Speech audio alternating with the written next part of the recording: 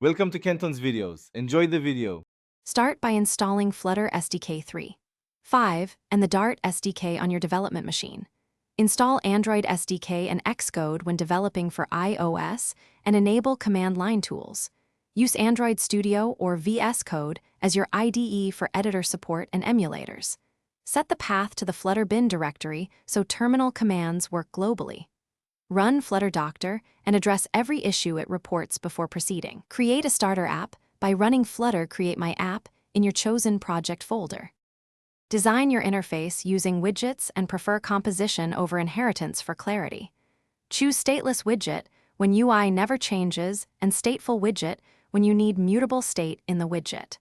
For app-wide state, use Provider or Riverpod to maintain predictable state flow. Keep widgets small and reusable to simplify testing and maintenance. Run your app frequently with Flutter Run D Emulator 5554 and use hot reload to iterate in under 1 second.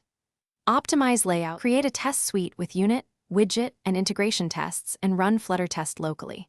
Automate your pipeline with GitHub Actions using Ubuntu latest runners and a build matrix for Android and iOS.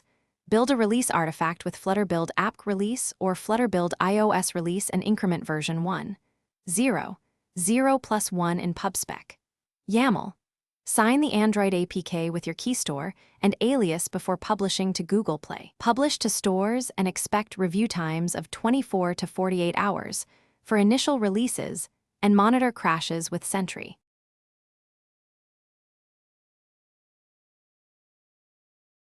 Thanks for watching. Consider subscribing if we helped you.